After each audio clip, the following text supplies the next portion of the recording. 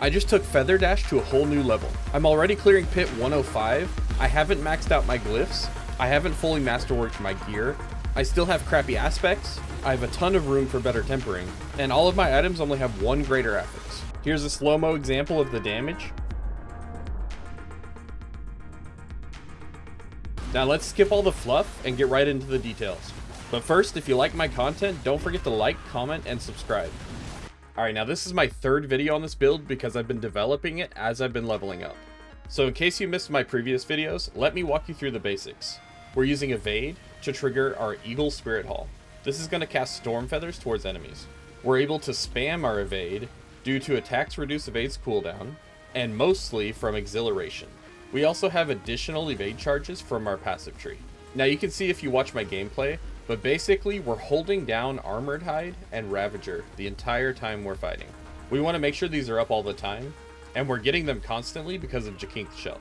We don't really want to use counterattack because we're trying to get the block in order to double our redirected. We're using our ult to increase the lucky hit chance of Exhilaration, but also to give us stacks of Supremacy and increase our damage versus injured enemies. You can use the Devourer here, but every time I've tried using it, I feel like I do worse than I do with the Hunter, so I end up going back to the Hunter anyways. We don't actually use our Thunder Spike, but you can use this if you run out of evades and you really need to recharge some, but I typically just jump on enemies with the Hunter, and that usually does the trick. And Scourge we're going to spam off cooldown all the time in order to keep the enemies feared. This is going to increase our damage to crowd controlled enemies by 50%. Now you might notice if you saw my previous videos that there's some changes in gear, so let me walk you through them. First off, Air of Perdition. This is a mythic unique, and I was testing this side by side with Loyalty, and for some reason, Loyalty doesn't actually double our damage. So Air of Perdition actually seems to do better, but it was close enough that I wouldn't stress it if you don't have this. Of course, we still got Jakink's Shell, and one of the keys to why I'm doing so much more damage now is because we're keeping Jakink's Shell to get our cooldown on Armored Hide, and we're adding Interdiction back in. Now the reason for this is because I realized that Interdiction and Armored Hide can stack their block chance to go into Redirected. I thought these capped at 100%, but apparently both of them work together. Which is funny because when I first removed Interdiction and I went over to Jakink's Shell so I could use Armored Hide, I felt a little bit weaker. And I'm guessing that's because I got more block chance from Interdiction than I was getting from my Armored Hide. Probably better uptime too. Now previously I recommended Fist of Fate, and I think if you have a really good pair of Fist of Fate, you could probably use it here. But you also have to be able to hit your armor for Unyielding with just one pair of pants. The only other armor you're getting is from your amulet, so it's going to be a tight squeeze. In fact, I would prefer to move Unyielding down to one of the rings and put Conceited on my amulet. So I'm not sure I'm ever going to have enough armor to actually change my gloves to Fist of Fate. But if I can somehow figure out my resists and my armor, freeing up Rakanos Wake and Fist of Fate here would be great. So like I said, Interdiction on the pants, Rakanos Wake for the boots, Redirected on our two-hander, Unyielding on our amulet unless we can get enough armor to move this down to a ring slot, Exhilaration on one of the ring slots, and Conceited on the other ring slot unless we can move it up to the amulet. And I should probably note that I tested a Cursed Touch and the two different keystone passes between Vital Strikes and Adaptive Stances, and I was getting much better results running Vital Strikes and the Accursed Touch. But I'll revisit this as I progress my gear. Now the rune words are pretty important in this build, so we're running Bulwark with Evade, and that's going to help us stay alive with the Jakink's Shell. And then we're also running Concussive Stomp, which is going to activate our Unyielding, and it's also going to give us more barrier. Between the Concussive Stomp and your Armored Hide, you should never run out of the Unyielding bonus. It's also kind of nice that it knocks down enemies. We're using Dex Gems in our armor, and Skulls in our accessories. For the stats on the gear, you're going to want to go for Critical Strike Chance on Air of Perdition, try and get the GA there, and Masterwork as much as possible. For the Jakink's Shell, Maximum Life or Damage Reduction while injured are pretty good.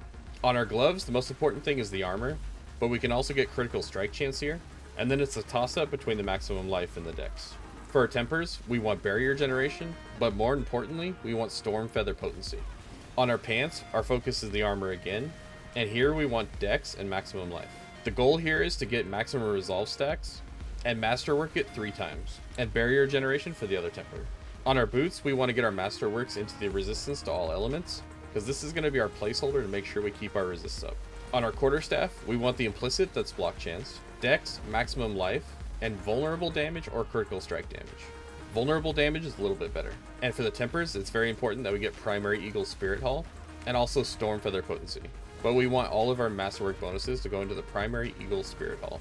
For our amulet, we're wanting to get Dex, Total Armor, and the third one would be a good passive. There's multiple good passives that you can get, but just to point some out here for you, there's Potent, Brilliance, Apex, and my least favorite, but the one I happen to have, Unrestrained Power.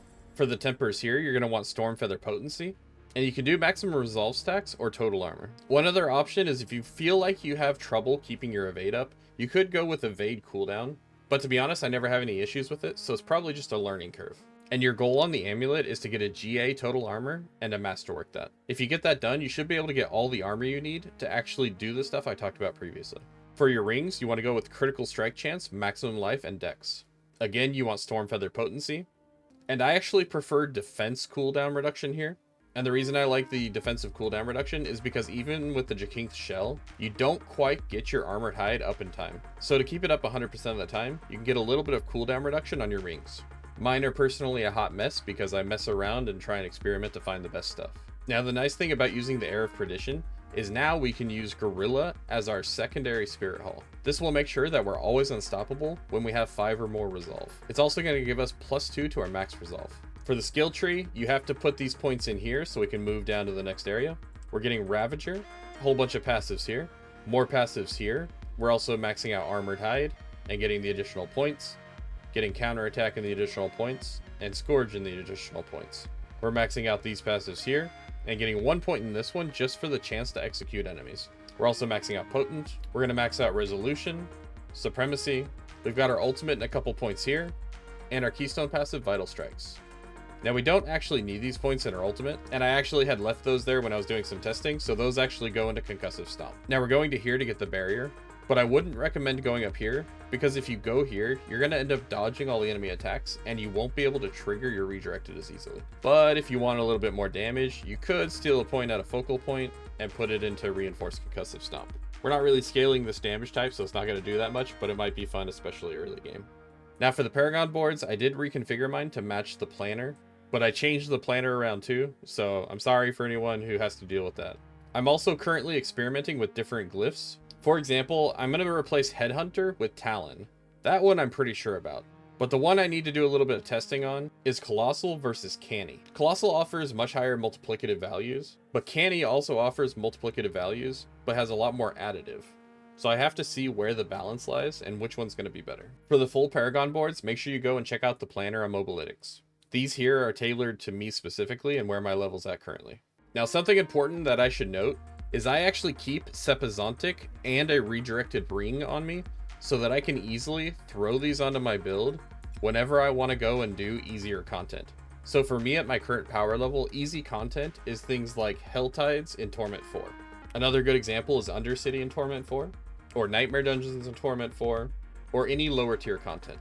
But I always take my setup with my legendary weapon whenever I'm going to do high pit levels, or torment bosses, or sometimes I'll throw them on whenever I'm killing bosses during Helltides. Now that's all I've got for this video, but I hope you guys find this information useful, and don't forget to come by my Twitch stream if you have any questions. You can also hit me up on my Discord, which is linked underneath the video.